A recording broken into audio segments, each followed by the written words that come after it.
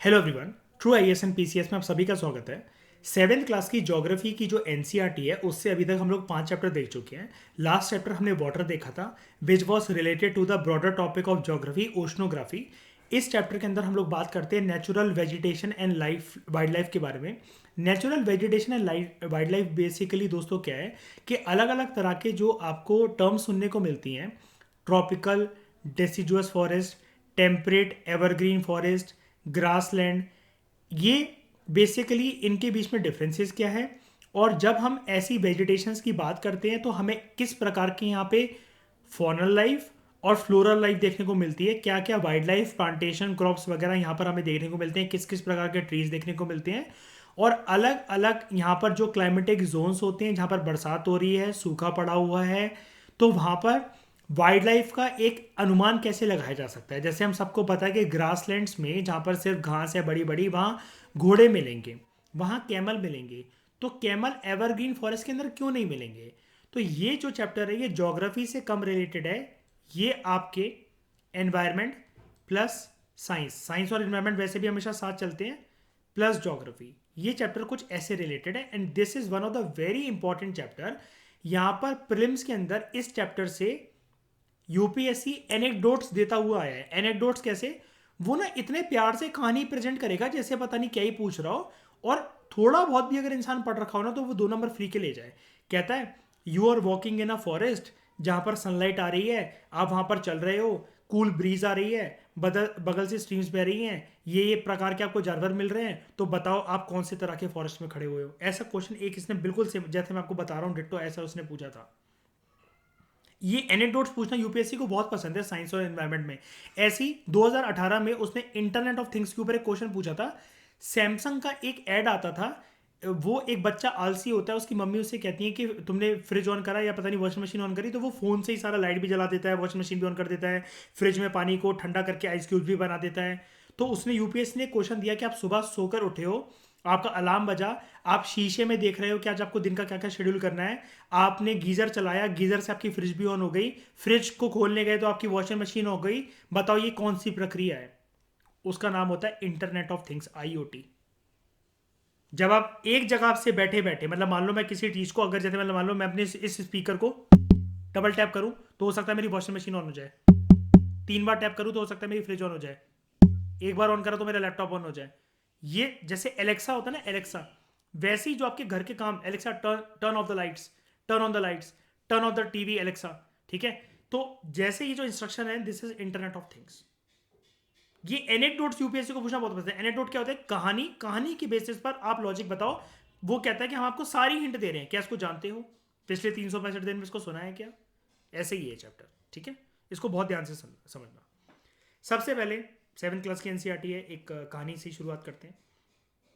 Salima, she was excited about the summer camp जो कि attend करने जा रही है, ठीक है। घर वालों ने भी सोचा बला बला टली, रोज हरामजादी घर पे मैगी खाती रहती है। ये मनाली जा रही है, हिमाचल प्रदेश में, अपने क्लासमेट्स के साथ, मरेगी साली पहाड़ों से। She record how surprise she was to see the changes, के जहाँ पर वो रहती है तो भिकमंगी सी होगी, कभी कुछ देखा तो होगा नहीं, तो वहाँ पर जाके अलग अलग लैंड फॉर्म्स, नेचुरल वेजिटेशन वगैरह, जैसे जैसे इसकी बस ऊपर चढ़ती जाती है ना, हालांकि इसको मौत का बुलावा आ रहा है, लेकिन फिर भी ये खुश होती रहती है कि पहाड़ देखने को मिल रहे हैं, फूल पत्तियाँ देखने को मिल रही हैं, हमारे उधर तो कुछ ऐसा होता ही नहीं है, ठीक है। घने घने जंगल जो कि फुटहिल्स में होते हैं, तो वहाँ पर, वैसे तो गवार है इसको पता नहीं है, लेकिन राइटर हमसे कह रहा है कि ये साल ट्रीज और टीक के ट्रीज हमें देखने को यहाँ पर मिलते हैं। कुछ कुछ ऐसे ऐसे पेड़ भी देखने को मिलते हैं जिनकी पॉइंटेड लीव्स हैं, ठीक है। कोन शेप्ड कैनोपीज ट्रीज के टॉप वगैरह, ये कोन शेप्ड कैनोपीज मतलब जैसे क्रिसमस ट्री होता है ना, वैसे ही उसकी बात हो रही है। और तब इसको पता लगा, जब ये इरिटेट करी जा रही थी बस में सबको, तो उसकी टीचर ने उसको गाली देते हुए कहा कि ये कॉनिफेरस ट्रीज होते हैं, अब तू शांत करके बैठ जा वरना हम तेरे को इसी बस के टायर के नीचे घुमा देंगे।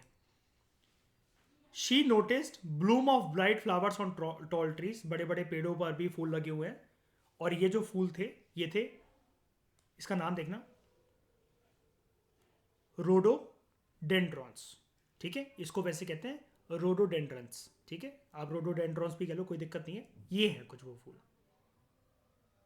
रोडोडेंड्रंस।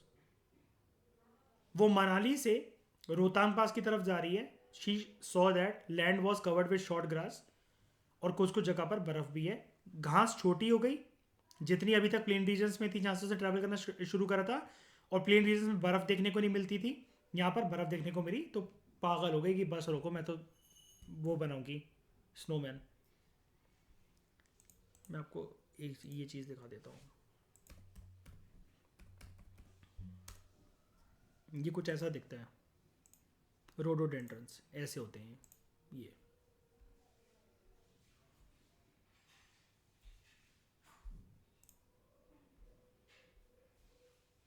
हम लोग जब भारत दर्शन पर चलेंगे ना, तब हमें रास्ते में ये सारी चीज़ें जितना हम पढ़ते हैं ना, ये ज्ञान वगैरह लेते हैं, ये सब हमें जानने को मिलेगा। ये ठीक है। हाँ मयूर, आप कुछ पूछ रहे थे।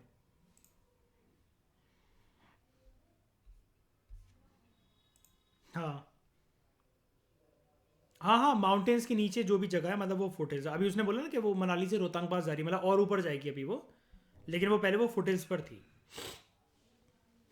छोटी छोटी चीज़ें देखो, लेकिन हमें पता होनी चाहिए। अब कोई, अगर हम तो पढ़ चुके हैं वैसे, लेकिन अब यहाँ पर कोई पढ़े तो उसकी जिम्मेदारी बनती है कि वो सर्च मारे कि फुटेल्स क्या है ना।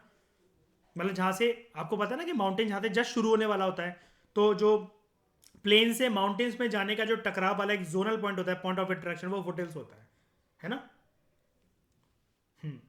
फ्रॉम सलीमास ऑब्जर्वेशन हम लोग ये एक कंक्लूजन निकाल सकते हैं डैट बहुत क्लोज रिलेशनशिप है कि किस प्रकार की वेजिटेशन आपको ज्योग्राफी के अलग अलग रीजन्स में मिलेगी, अलग अलग प्रकार के लैंड की हाइट के बेसिस पर। लैंड की हाइट का बेसिस का मतलब क्या है? प्लेन्स, प्लेट्यूज, हिल्स और माउंटेन्स। आप जैसे जैसे इनके लेवल पे बढ़ते जाओगे, तो आपको मिलने वाली वेजिटेशन जो है वो चेंज होती हुई मिलेगी। ठीक है, वही वाली बात राइटर आपसे आगे कह रहा है। With the change in height climate बदलता है, और उसी के साथ साथ नेचुरल वेजिटेशन भी बदलती है। वेजिटेशन की ग्रोथ दो चीज़ों पर डिपेंडेंट होती है। स्टेट पीएचसी के लिहाज से ये दो फैक्टर्स याद रखना, वेजिटेशन की ग्रोथ कौन से दो फैक्टर्स पर डिपेंडेंट है? एक तो टेम्परेचर और मॉइस्चर। अब ऐसा नहीं है कि ये दो चीज़ें नहीं, मतलब क्या कहते हैं, मॉइस्चर अगर वहां पर ना हो तो प्लांट ग्रोथ नहीं होगी, होती है, लेकिन वही वाली बात है ना, हम क्या पढ़ रहे हैं, फॉर्म बदल जाएगी उसकी। ज़्यादा मॉइस्चर और बहुत ज़्यादा टेम्परेचर, गर्मी वाला, और मॉइस्चर भी ज़्यादा है, तो अलग प्रकार से वेजिटेशन। टेम्परेचर बहुत कम है, मॉइस्चर कंटेंट हो सकता है ज़्यादा हो, बारिश वगैरह की वजह से हो सकता है कि कम टेम्परेचर में उसमें बारिश भी होती हो, तो अलग प्रकार की वेजिटेशन। टेम्परेचर भी कम है और मॉइस्चर कंटेंट भी अवेलेबल नहीं है वहाँ पर, तब भी अलग प्रकार की वेजिटेशन। वो हम देखेंगे कि कौन से फॉरेस्ट में कैसी वेजिटेशन और टेम्परेचर और मॉइस्चर कैसे डिटरमाइन करते हैं, अभी आगे आएगा ये। It also depends on factors like, और भी फैक्टर्स होते हैं, slope and thickness of the soil, मिट्टी किस प्रकार की है, और जो वेजिटेशन है वो कैसे रीजन पे करी जा रही है, प्लेन्स पे, प्लेट्यूज पर, या थोड़ा सा स्लोपी रीजन है लाइक हिल्स और माउंटेन्स। जिस प्रकार की टाइप और थिकनेस होती है नेचुरल वेजिटेशन की, वो भी प्लेस टू प्लेस वेरी करती है, बिकॉज ये सारे फैक्टर्स, टेम्परेचर, मॉइस्चर, स्लोप और थिकनेस ऑफ द सॉइल, इन फैक्टर्स के अंदर चेंज आता है। नेचुरल वेजिटेशन जो है, it is generally classified into three broad categories. जो नेचुरल वेजिटेशन होती हैं अपने आप जो मिलती हैं नेचर में, वो तीन ब्रॉड कैटेगरीज में क्लासिफाई होती है। एक जंगल, फॉरेस्ट,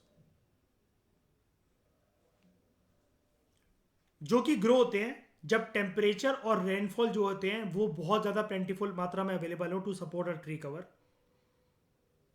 इन फैक्टर्स के डिपेंड होने की वजह से फॉरेस्ट दो प्रकार के होते हैं। एक होते हैं इतने ज्यादा घने नहीं होते वो, जिनको हम लोग कहते हैं ओपन फॉरेस्ट, और एक होते हैं बहुत घने डेंस फॉरेस्ट।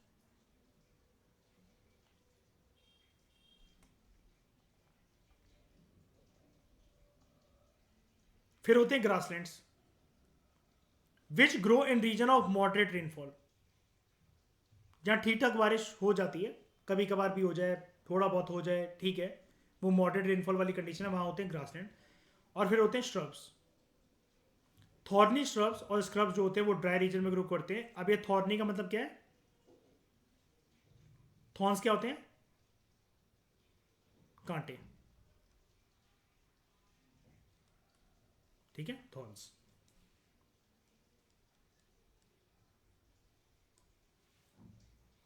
तो ये ड्राई रीजन्स में आपको देखने को मिलते हैं। अपने बाप के साथ अपनी हिमालयन ट्रिप का एक्सपीरियंस शेयर कर रही है। बाप कह रहा है वहां से गिर के मर क्यों नहीं गई। इसके फादर भी दुनिया की अलग अलग जगह में जाकर मुंह मार चुके हैं। वो बताते हैं सलीमा को कि उनकी इनकी क्या ऑब्जर्वेशन है, अलग अलग मेडिटेशन को देखकर उन मेडिटेशन में कौन कौन सी बंदियाँ उनको देखने को मिलती थी अलग अलग कॉन्टिनेंट में, ठीक है। ही मैंशनड अबाउट कॉनीफेरस फॉरेस्ट सब पोलर रीजन्स में ये देखने को मिलते हैं। कांटेदार जो झाड़ियाँ हैं वो डेजर्ट्स में। Thick tropical hardwood forest in the humid regions, और ये सब चीज़ें। अब ये जो चीज़ें ना, एक बार मार्क कर भी देता हूँ इसे, हार्डवुड फॉरेस्ट ह्यूमिड रीजन्स के अंदर, ये आपको सिंपल सा स्टेट पीएससी में मैच द फॉलोइंग की फॉर्म में आ सकता है। कॉनीफेरस फॉरेस्ट, थॉर्नी बुशेस और हार्डवुड फॉरेस्ट, और ये मैच करो सब पोलर रीजन में, डेजर्ट्स में और ह्यूमिड रीजन्स में कौन सी चीज़ कहाँ देखने को मिलेगी। तो ये चीज़ याद रखना, ठीक है। थॉर्नी बुशेस तो आप जान लोगे, कॉनीफेरस फॉरेस्ट सब पोलर रीजन याद रखना। आगे आएगा वैसे और, लेकिन जो जो आता जा रहा है उसको याद रखते चलो। सलेमा realise that Himalayas have almost all variety of vegetation, जो कि अगर हम लोग इक्वेटर से पोलर रीजन की तरफ जाएं तो हम ये चीज़ देख सकते हैं। जो ये चेंजेस हमें देखने को मिलते हैं the type of natural vegetation, it occur mainly because of change in climatic conditions, ठीक है। और वही जैसा कि मैंने आपको बताया टेम्परेचर में मॉइस्चर भी उसके हिसाब से चेंज होगा, और अलग अलग वेजिटेशन के बारे में और उन वेजिटेशन में क्या क्या वाइल्ड लाइफ होती है ये अभी हम जानेंगे। ऊपर कुछ छूट तो नहीं गया?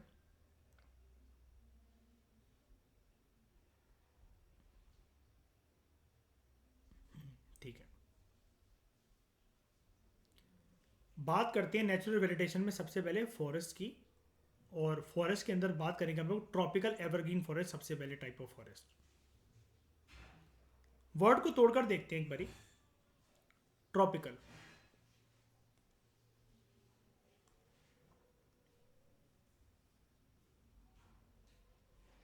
ट्रॉपिकल मतलब ट्रॉपिक्स कह सकता हूं क्या मैं?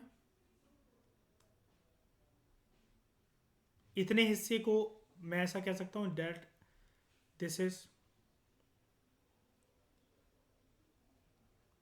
Tropic of cancer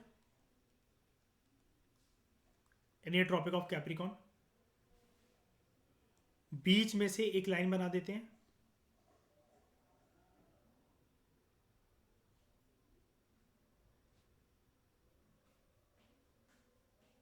zero degree, ठीक है। ये ट्रॉपिक्स में पाए जाते हैं ये फॉरेस्ट।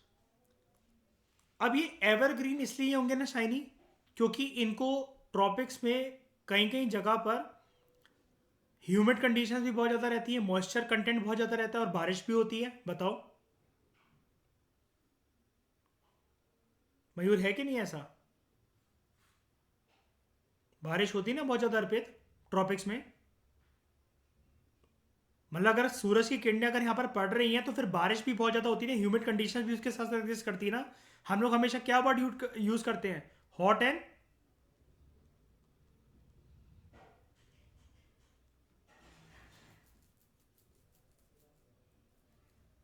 ये याद रखना, ऐसे वर्ड्स को तोड़ तोड़ के देखा करो। अब देखो, देखते हैं। These forest are also called as tropical rain forest, tropical evergreen भी कह लो। एवरग्रीन से आपको पता लग ही गएगा, हमेशा पत्तियां यहाँ पर ग्रीन ही रहती हैं। इनको ट्रॉपिकल रेन फॉरेस्ट भी बोलते हैं।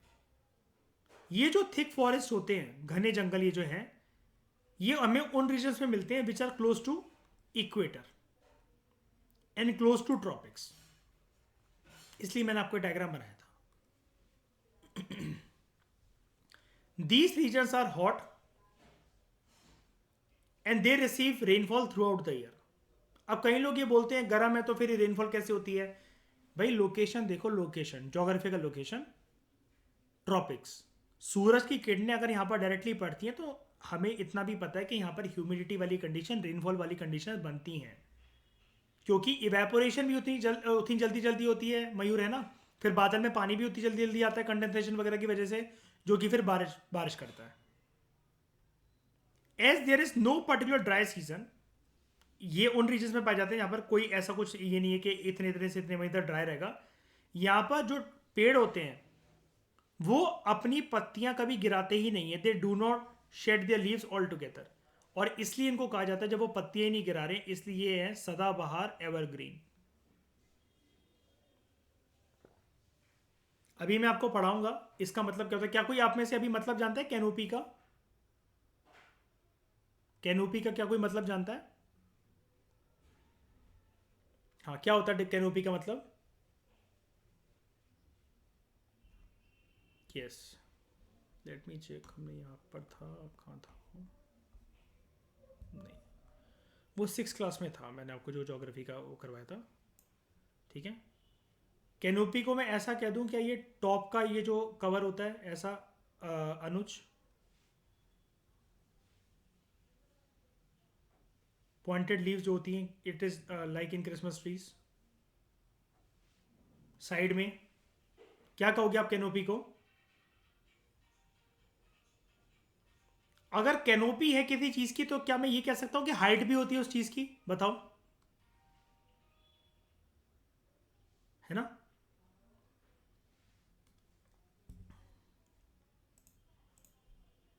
ये देख लो,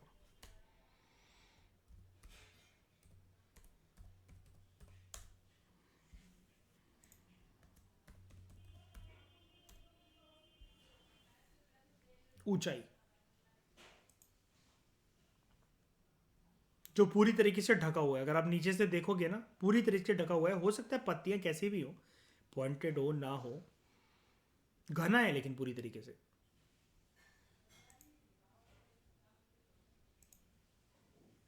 आपको यहां पर कोई स्पेसिंग दिख रही है कि मतलब जैसे सूरज निकला हुआ है, लेकिन क्या यहां पर नीचे इन सबको देखते हुए आप ये कह सकते हो कि सूरज बहुत ज्यादा उसकी किरण आ रही है? बताओ।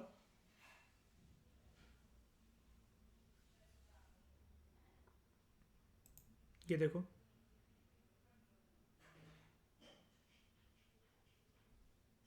वो अलग चीज है, होता है वहां पर, वो अलग चीज है। यहां पर लेकिन हाइट बहुत ज्यादा होती है, ढक लेते हैं ऊपर से पत्तियां एक दूसरे को सब।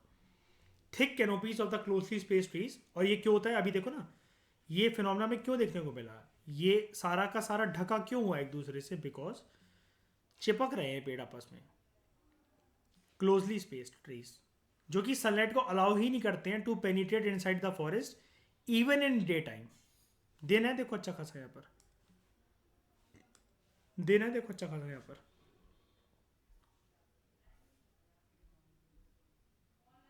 ये लो, लेकिन कहाँ आ पा रही है? एक सूरज दिख रहा है कि निकला हुआ है, लेकिन वैसे कहाँ, देखो हर जगह ढका हुआ है। Hardwood trees like rosewood, ebony, mahogany, ये कॉमनली यहाँ पर फाउंड होते हैं। ये हार्डवुड ट्रीज हैं, ठीक है। अच्छी लकड़ियां होती हैं which which are use for which activity, मतलब कौन सी इंडस्ट्रीज में क्या बनेगा? हाँ हाँ, क्रिकेट बैट भी बन जाएगा स्पोर्ट्स वगैरह में भी। Yes, plus furniture.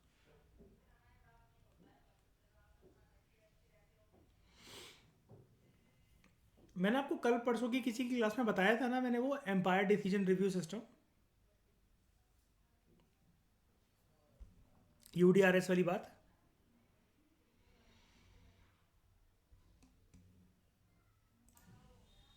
हम लोग जो सो ये जो ब्राज़ील के अंदर जो बात करते रहते हैं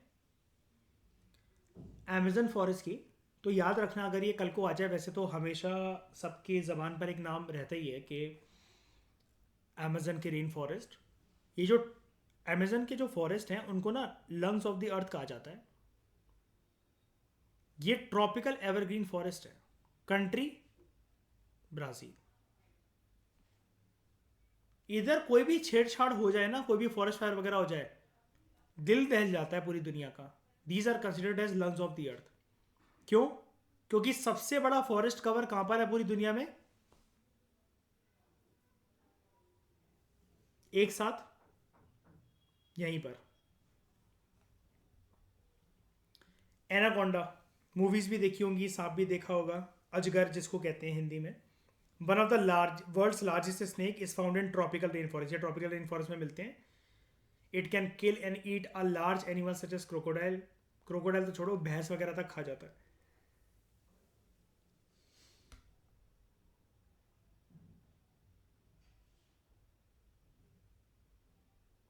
फिर एक देखते हैं ट्रॉपिकल डेसिजुअस फॉरेस्ट को।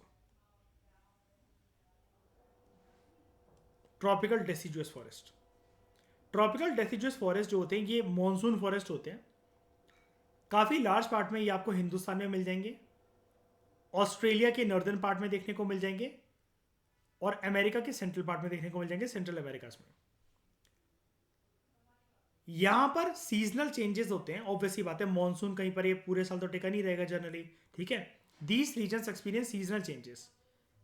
तो यहां पर जब सीजनल चेंजेस होते हैं तो ऑब्वियसली बात है, जब तक बारिश हो रही है तब तक अच्छे पेड़ हैं, पत्तियां बढ़िया टिकी हुई हैं, लेकिन बाद में trees shade there leaves in the dry season.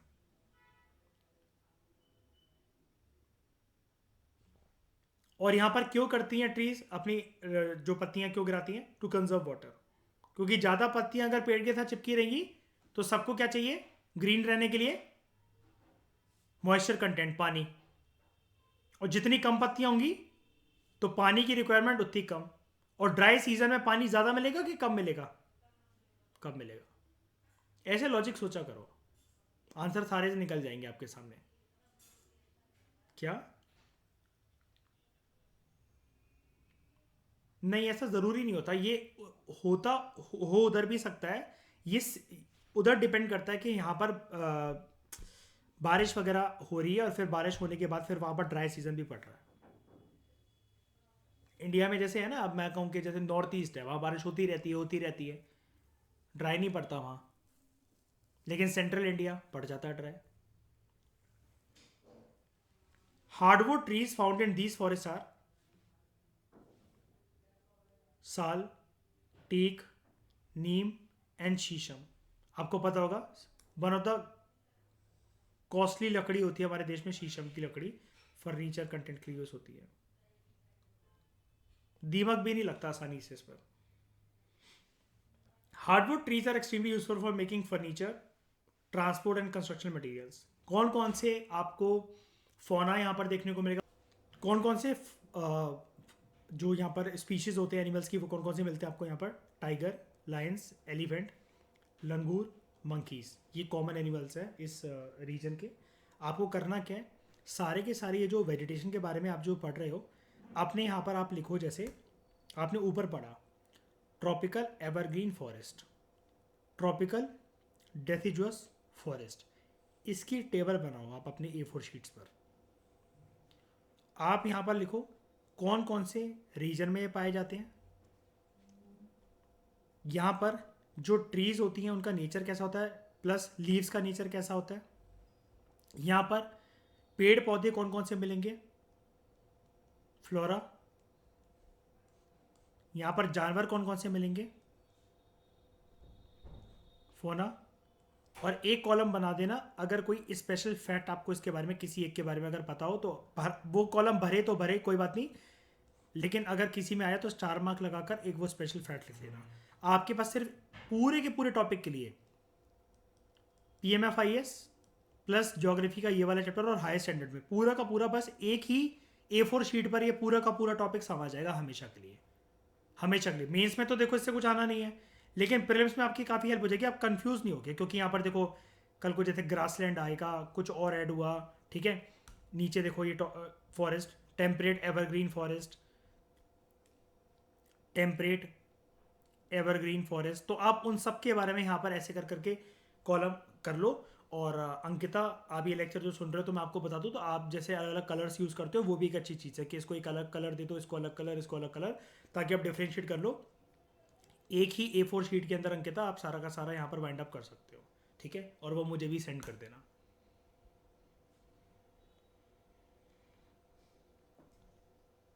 Temperate evergreen forest, जो टेम्परेट एवरग्रीन फॉरेस्ट हैं, they are located in the mid latitudinal coastal region, commonly found in the eastern margin of the continent. Continents के जितने भी eastern margin हैं वहाँ पर, जैसे south east USA, south China, south east Brazil. यानी कि हमारा रीजन तो हमारी कंट्री तो आती नहीं है टेम्परेट रीजन में, तो क्या टेम्परेट एवरग्रीन फॉरेस्ट इंडिया में मिलेंगे क्या?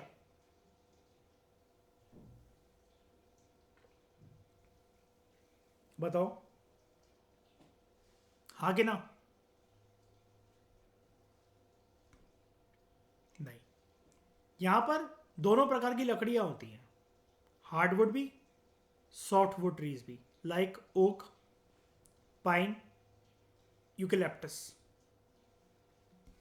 कुछ ऐसा दिखता है टेम्परेट एवरग्रीन फॉरेस्ट।